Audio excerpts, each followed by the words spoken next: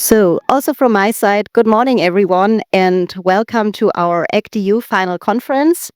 I want to thank Michael very much for his very thoughtful opening remarks. I think they set the stage perfectly for our today's event.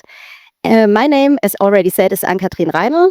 I'm currently a researcher at GESIS in Germany, but I'm also part of or a member of the ActEU's advisory board, and I'm a co-lead of the project's work package on the empirical infrastructure of ActEU. And today I will be moderating this keynote on the topic, what kind of democracy do we need in an unstable world? And for this, it's my very pleasure to introduce our keynote speaker today, André Sobczak, who is currently the Secretary General of Eurocities, a network representing over 200 major European cities. And André really brings a very uniquely perspective to some of the pressing democratic challenges of our time. Drawing on experiences from both academia as well as metropolitan governance, André combines scholarly insights with practical leadership in public governance, focusing on today's ecological, social, economic, and governance challenges. And by this, always highlighting the need for action at both the local level, but also at the level of the European Union. Welcome, André. Thanks a lot. And I would like to kick off this moderated keynote speech by asking you to tell us a little bit more about your current work at Eurocities.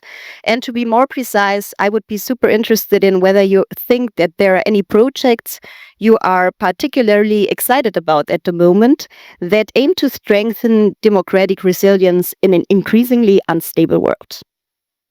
Thanks a lot for inviting me. It's really a pleasure for me to be here. And I think the topic is indeed very important. And at Eurocities, defending democracy has become increasingly a priority.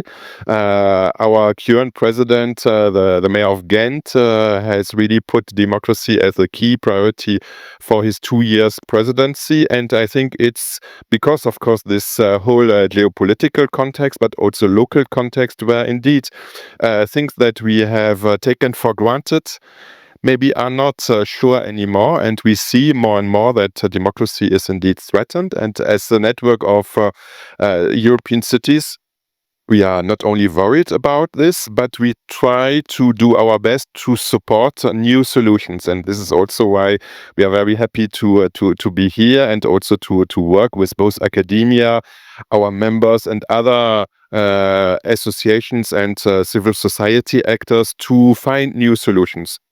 And indeed, we have developed quite a lot of things at Eurocities, and we will continue to do so.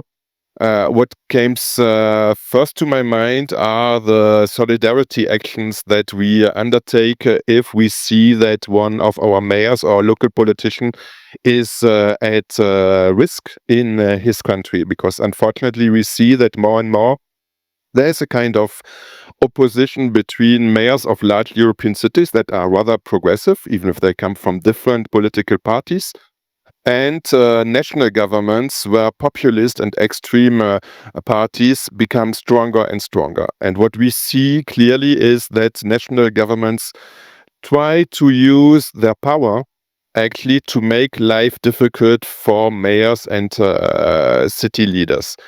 It can be budgetary pressures. You all know about the situation in Budapest, for example, where the national government really tries to do everything that they can to reduce the budget of the city of Budapest, to weaken actually political leader that is opposing to the national government. But it can become worse, and more we see judicial harassment against mayors. So you have heard, I think, about the mayor of Istanbul, for example, is also a member of Eurocities, who is now in prison since 19th of March last year, almost 1 year. And there is no other reason than that he is the political opponent to Erdogan, for example. So when we see these kinds of situations, mayors speak up, which is the first element, and I think a very important element. So in August last year, for example, I led together with our vice president, the mayor of Barcelona, a delegation of mayors that went to Istanbul to meet the acting mayor, but also to try to get the possibility to meet the mayor in prison. Unfortunately, we were not allowed to meet him, but we went in front of the prison, attracted quite a lot of media from all over Europe to not forget about this situation. And I think it's very important. We prepared also our visit, of course, together with the European representation in Turkey. That is quite big, and they said, "Yeah, it's a very good idea that you come because people forget about it." And you know, the European institutions, it's difficult for them to speak up because we need Erdogan's government, and it's not so easy because for Ukraine, it's important that Turkey supports us. For the migration, it's also important to work with him. So the only people actually that currently speak up are mayors. So it's very important that we are in a situation also where we react quite quickly and strongly to bring it then also to the citizens and to the media, because and this is also, as I think is important, is that more and more there are fortunately networks that try to work together to defend democracy. But on the other hand, there are also enemies of democracy that are also working in networks and quite efficiently. So they observe very well what is happening, for example, in Turkey, and that there's not so much pressure on the national government actually to respect rule of law and to free the mayor of Istanbul, for example, and other local politicians in this country. Because then they say, okay, we can do the same. And we have seen that a few months later, then in Bulgaria, also the mayor of Varna was put in prison without really a reason. The prosecutor of Bulgaria was saying, we will keep the mayor in prison until he has proven his innocence. So it's against the basic principles of the rule of law. And this is a European country, so unfortunately now he has been freed again. But it's, I think, very important that we have these solidarity actions. And then to add to this, of course, it's not only about symbolic solidarity, it's also about projects. And we work in many projects like Nets for Them, for example, where indeed we try to exchange about what is happening in European cities, how to act also in a very local way and to involve citizens to make them aware of the dangers and bring them to politics and create trust, as you were mentioning. So we organize in this field a lot of labs about democracy. There will be one in Bilbao in March about, in particular, youth and democracy, so how to involve new people in it. And for this, I think also the results of your project are very interesting, and we are going to look into them and to share it with them also with our members. Yeah, thank you so much for sharing these insights. I think, as already said, this fits very well to what we are doing here at ActEU. As already been mentioned, Eurocities represents over 200 major cities in Europe, and it primarily works on the grounds through like local events or projects. We know from academic literature, but also from our public opinion data we collected within the ActEU project, that people generally tend to trust local authorities more compared to political institutions and elites, which are geographically more distant, like the national or European level. So this is why I'm now wondering, what do you think against this backdrop? To what extent do you think your insight and experiences from Eurocities can also be applied to the national and EU level? And more importantly, are there any specific lessons maybe EU policymakers could learn from the local governments? Yeah, I think there are a lot of lessons. Our slogan is "A better Europe starts in cities." And this is also true for democracy, I think. Then, before becoming a Secretary General of Eurocities, I was also a local politician in a French city, for example. And local democracy was a key priority for us already at that time. And I think you are right. The fact that cities are the lowest level of governance creates a proximity. As a mayor or deputy mayor or city councillor, you meet your citizens every day and they know how to find you. So you cannot just ignore their needs and problems. You have to find solutions. Sometimes the politicians at the local level will not find the right solutions immediately, But usually then they try to improve things, and you cannot say as a local politician, okay, I will ask a group of experts discussing the topic for years and years, and we will not act, which is sometimes maybe the case at the national or the European level.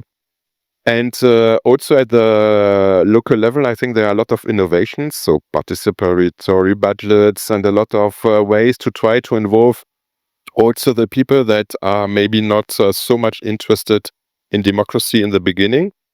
So if I may talk about the experience that we had, for example, in Nantes, when I was a local politician there, one of the first local democracy initiative that we had was about the local river, the Loire River, because it was very concrete, and we knew that a lot of citizens were saying, okay, maybe we can improve the use of it much better. There was an economic interest and so on. And we tried to do something very concretely that speaks to everyone. And what we did was a process of 18 months, where in the first stage we worked with experts and academia to draw a picture of what is the current situation of this river and how people are using it economically for leisure time and so on, what is the environmental aspect of it and so on. And this information was then shared, because the idea was also to say, okay, it's good to have a debate with everyone, but you have to base it on facts, which I think was at that time, it was in 2014, something that was not so much in the debate. And also it was quite clear to say that then people could attend events, they could make contributions individually by organizations and so on. And there was a committee that was appointed that was composed by independent third parties that were overseeing this whole debate to also make sure that what citizens were suggesting would be taken into account, and there was not a kind of filter that we only then as politicians take the ideas that were in line with our own ideas. So I think this was very important. Then there was a second debate that was, for example, on energy transition. And there also it was a similar process. But what we said also in the beginning is that the mayor had been elected with a very clear mandate, which was to reach climate neutrality. So we said this is something that we are not going to discuss with the citizens anymore, because there was an election. Representative democracy is also important. But what we want to discuss with people is how to reach it.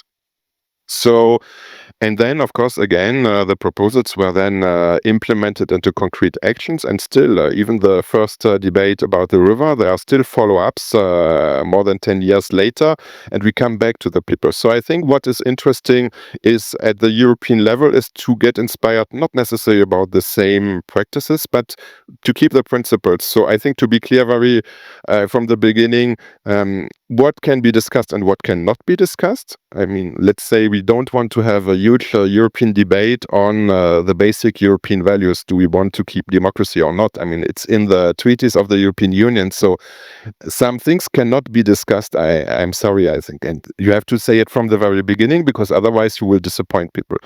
Then, of course, I think it's important to say that you cannot just invite people to give ideas without prior giving them some basic information. So the link with science, facts, I think is also very important. Otherwise, it can be quite dangerous that you say, well, there are some facts that can be challenged and that are not more important than just opinions. And then third thing, I think, is to be very transparent about how the proposals will lead to actions and what will be the follow-up. Because otherwise you maybe attract people that will be part in these democracy initiatives, but they will not come back if they are disappointed and have the feeling that it was just wasted time from them. And in the end, politicians did what they wanted to do. So it's also a learning process, I must admit, I think, both for politicians and the administration, because politicians also, I think, like many human beings, sometimes think, I know better than the others. They have to learn, no, they have to trust also the citizens that they can bring in new ideas and maybe sometimes different ideas, and the people in the administration as well, because now they have to follow not only what the politicians say, but they also have to take a lot of time to discuss with people. This is something I think that should inspire European institutions as well. Yeah, thank you so much. So maybe to like summarize it once again, you said 3 things are important and lessons which can be learned from it is that politicians are very upfront from the very beginning what is to be discussed and what not. Then that all the sides need also kind of a scientific foundation for their arguments, and it needs to be clear from the very beginning what is the actual outcome. So how much weight do the different processes have? I think this is a very, very good lesson, and indeed I agree with you that this could be like applied also to other levels of the EU multi-level systems. Thank you so much for your insights here. Now coming back to the topic of our talk, democracy in an unstable world. I wanted to ask you again, when you have a look at your day-to-day work at Eurocities, are there any current developments or trends that really concern you regarding the current state of democracy? I think that the fact that there is more and more a threat to democracy and to local politicians. Yeah. Also other politicians, of course, but of course we work a lot with mayors and deputy mayors, and they are more and more really facing violence. First of all, of course, on social media, for example, but also in real life. So indeed, the number of mayors and deputy mayors that are attacked because of their political choices sometimes, it's really worrying, I think, because this leads also to discouragement. And I think that more and more we can see that people who have done the first mandate don't want to continue, and others say, well, I would like to change something in my city, but I don't dare to do so because I don't want myself and my family to be under threat. So I think there we really need to see how collectively we can make better use of the existing regulation also of social media in particular to collectively react. And similarly, as I was saying in the first part about collective reactions, if one local politician is under attack, all the others need to reply. I have seen that in the Nordic countries, for example, there are these kind of solidarity systems where, for example, if a female local politician is under attack, all the other local politicians from this city, from all parties, react collectively and will go to support this person, because otherwise, and I've spoken to many politicians, in particular female politicians, that feel also then alone and don't really know what to do. Shall I go to court to protect it? Shall I block this account on social media? Shall I stop to go to social media? So if we don't create a collective defense in these kind of things, I think it's very important. And then I think it's also a little bit worrying that the EU institutions still sometimes feel not sufficiently empowered to really defend democracy if it's at the local level, because the basic structure of the European Union is still a governance where it's the national governments and the parliament, of course, that make decisions. And sometimes if we speak to people in the commission saying, aren't you worried about the situation of the mayor of Budapest? And they still say, yeah, it's still the national government that has been democratically elected and so on. So we don't want to intervene too much. I mean, it's changing, luckily, but not fast enough. And in particular, if it comes to budgetary discussions, a lot of people in the commission say, okay, it's up to the national government to decide how to spend the money. And if we say them, yeah, but can't you see that those mayors who are from a different political party than the national governments will not get any European funding? Don't you think you should react? They still say, no, we don't want to get involved into local politics. And I think it's worrying that people still think that it's up to the national governments to decide their own democratic system. I think there are some principles that we all have to defend together. Thank you so much. And now you already told us a little bit about your local actions when it comes to solidarity between the different cities. But you now also mentioned the role of media and social media and the danger also which comes along with especially social media.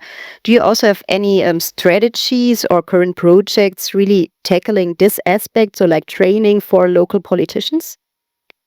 Yeah, indeed. We have created a Eurocities Academy with different kinds of trainings, and we are currently thinking about what we can do in this field as well.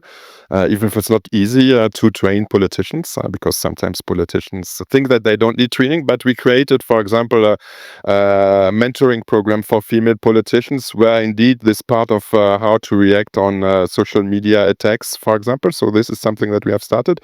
And we are also, of course, looking very carefully at the democracy shield and the possibilities for local governments to use it and also maybe to get some funding. Because I think that also there is a huge danger that local media have almost disappeared from the European landscape. When I go 10 years back, a lot of mayors were saying us, but okay, there was always, of course, different opinions that were, and it's normal, of course, to have them, but there were local media that had journalists on the ground and that were presenting all the different opinions in a transparent and rather objective way, let's say. But over the last 10 years, of course, with the development of media that is for free, mainly on the national level with social media and so on, nobody wants to buy and pay for local press. So it has more or less disappeared. And I think this is really dangerous because there's no more an objective platform where actually the different opinions can be presented in an objective way. So it's very difficult. And then, of course, the solution cannot be that the mayor creates their own a local journal, because then it would not be a very democratic. So there also, I think that maybe at the European level, with support from the European Union or with networks, maybe we can think about creating a kind of platform of independent media, and also let citizens know that if you want to have a good and transparent information, you also have to pay for it. I mean, we have learned that a lot of services are for free, but we also know that it's very dangerous because then it's manipulated and there are also political opinions behind it. So I think this could be, and maybe if you're interested also in ActEU, to work on ways of creating a European media network that also works on local news. I think it's quite relevant and could be something very helpful.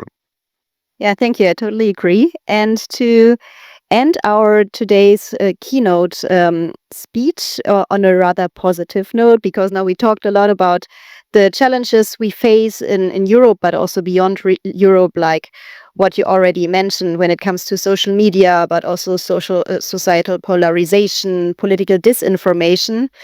I wanted to ask you at the very end, have you also seen some recent examples, so in Europe or beyond, that give you hope for the future of democracy? Yeah, I think that overall I'm still quite optimistic, or at least I don't want to say that the context is so difficult that we cannot act. On the contrary, and I see a lot of very innovative initiatives in many European cities, and I think that is most important is that we manage to involve the younger generation also in democracy. And I've seen that, for example, in countries like Turkey, maybe a few years ago, the young population was not so much interested in voting, democracy, and so on, because they said, well, okay, it's not really concerning my life. But when now the situation has changed, and actually young people feel that they cannot go on the streets and declare their opinion freely, they have learned that they need to stand up. And every week, you have seen maybe that in Istanbul there is a rally that is organized to support local democracy, and every week also there is an event in smaller cities in the rest of the country. And this has been going on now for almost 1 year, and it's getting more and more people coming there, in particular the younger generation. So I think that really, if people recognize that democracy is under threat, they still stand up and try to fight for it, even if it's in a very complicated context, and sometimes they have huge risks exacting there. So I think there is still the energy if we explain that there are ways to inform things and to to make a difference, then we can still counter on the youth. And there are a lot of initiatives also, I think, going on, and that you identified also via your project. So, and different ways of communicating also to the young generation about the importance to develop it. So this makes me optimistic. Thank you so much. I think this was a very nice concluding statement. And of course, thank you for sharing all these fascinating insights on into Eurocities, and also for sharing your time with us today. I think one key takeaway for all of us from your input is very clear. Democracy in an unstable world thrives through local engagement, close to people's everyday lives. Thank you so much, André. And I would now like to open the floor also for questions and comments from the audience.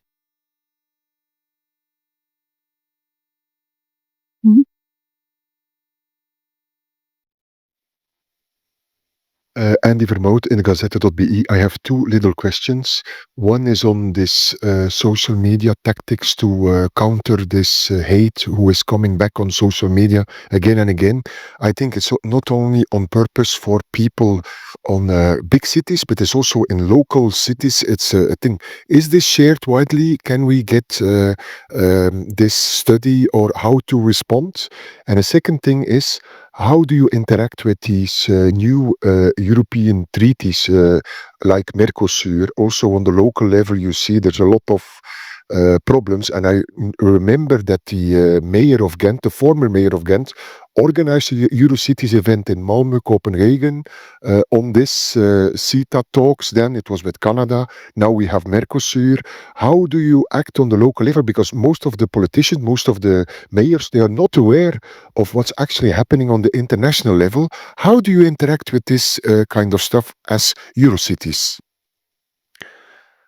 Thanks a lot for the questions. Yeah, for the first point, indeed, it's an academic network of Nordic cities. I can share the information. You just contact me or send it to the organizer from ActEU. It's publicly available, the study, and it's quite worrying. And there are also the solutions, indeed, that are needed. And then about the second part, we encourage our members, indeed, to organize debates on all relevant topics. We haven't launched a campaign, I would say, from Eurocities to have a specific discussion on Mercosur, because our members had not asked us to do so.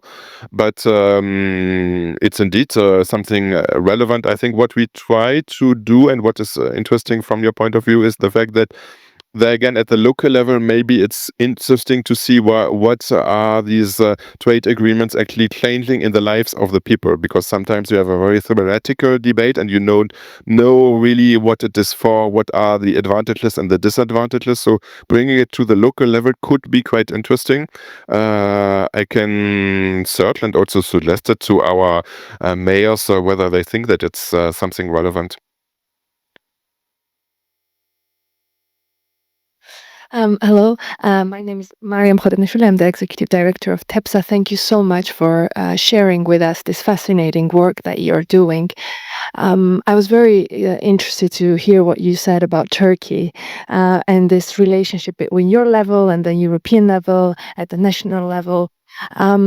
And I am a firm believer that what you do is extremely important and can be influential, but I would like to hear more from you about it in the absence of larger political push against Turkey's autocratic stance. What is it that you can realistically expect from cooperation on local level? Thank you. Very good question, and I think that it's indeed a very tricky and complicated situation. I was personally quite impressed when we had this first delegation to Istanbul. I could see also in the faces of the mayors, who are usually strong personalities, that they were also thinking, okay, I could be in the same position. I mean, we knew the mayor of Istanbul. He came to many of our events. He was very committed, and now he's in prison, and we cannot even meet him anymore. So I think it makes it also quite emotional, of course. And then, indeed, I was struck by the fact that some mayors also with our delegation, during the delegation, because there was a lot of media attention, were called by the national governments and said, "But please slow down a little bit what you're doing. And the mayors actually did not stop their commitment, but you could feel the pressure. And okay, I can understand that there are economic reasons, political reasons. But if we say, well, it's democracy is not so important, we can have somebody in prison just because he is a political opponent, I think what is then worse, the European Union? And I think it's also quite complicated to say, well, Turkey is still a candidate country for entering the European Union. And I hope that one day they will enter indeed the European Union from a personal point of view, because it can also strengthen democracy there. But we have to be very firm, I think, on the values, because the more we give the feeling that we can negotiate and have bargains among other elements, the more we will also disappoint, of course, citizens. So we will continue, can count on us. And also I think it's important to reach out to other networks indeed to do it together, because okay, we have 225 mayors that have good visibility locally, but we also need to involve other networks as well to make our voice heard. Thank you. Hello, I hope everyone can hear me. My name is Clemens and I work for Lie Detectors, and we do media and information literacy programs, especially directed at children and also teachers. And we heard, thank you very much, first of all, for this very interesting discussion. And you mentioned that local democracy and also especially the politicians are often subject to hate on social media and also political disinformation. So I was wondering what your take is, to what extent could media and information literacy education strengthen local democracy?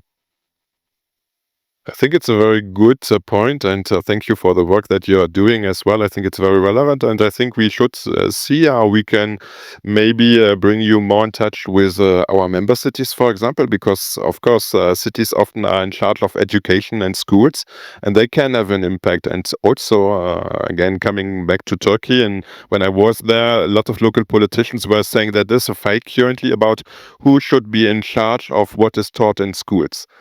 Because currently cities have quite a lot of power, and of course cities were trying to use schools to teach the young kids already about the importance of democracy, social media literacy, and so on. And the national government now wants to have it under national governance, and of course then to reduce or even to skip this kind of trainings for having maybe a next generation that is not so much trained on democracy. So I think it's really dangerous, and we should see how indeed rather to encourage what you have already been doing and share the tools and share your initiatives with more and more other European cities.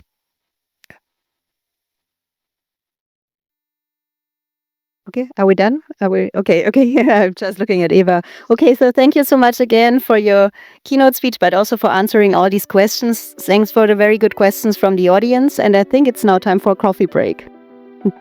Thanks a lot.